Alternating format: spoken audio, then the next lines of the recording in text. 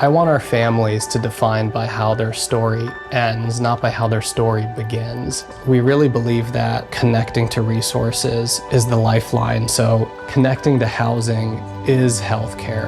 And so we get that basic need set in place, and then our families are able to kind of spread their wings in that, like a butterfly, in that chrysalis.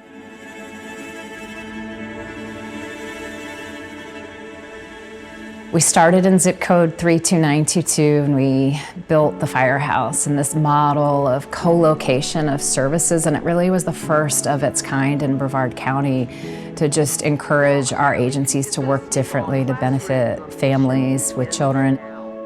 Firehouse 1 is a 50-year-old building. It had asbestos, wood termites, a leaky roof.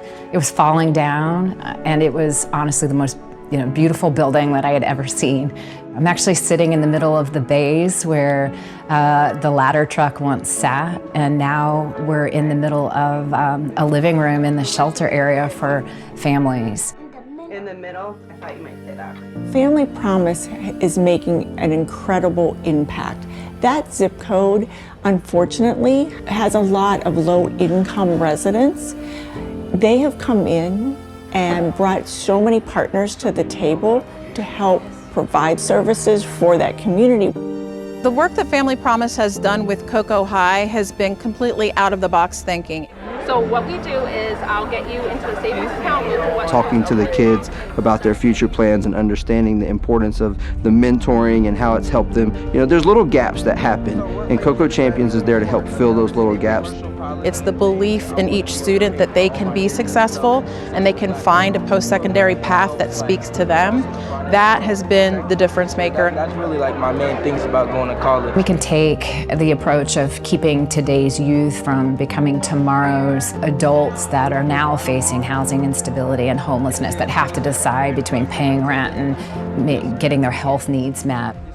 I was a young, angry, silly girl, and through that I had caused multiple relationships to crumble, and I ended up being homeless. We try not to judge our families based on how they present or what their rap sheet or what their background is, because we know that families have the potential to change. I was living out of my car. Not only that, because of my anger issues, I was also wearing an ankle monitor at the time. As I worked with her in housing and saw the growth and saw her ability to pivot and make good decisions and learn skills that she didn't have or that she wasn't exposed to because of her upbringing and her childhood.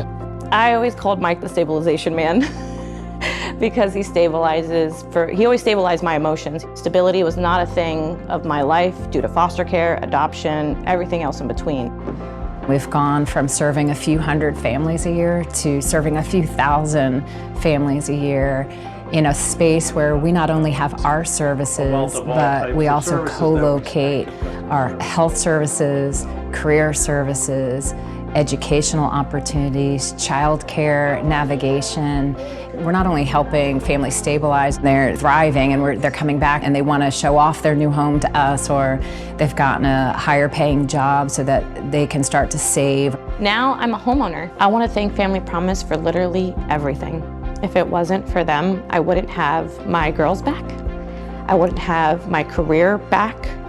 I would not have stabilization without them, because like I said, I wasn't financially literate, and now I am. And these are tears of joy. Because of them, I can take my girls an hour out of town and go to a blueberry farm and not worry about where I'm gonna lay my head that night. So I thank them for literally my life. Because if it was not for them, I would most likely still be on the street.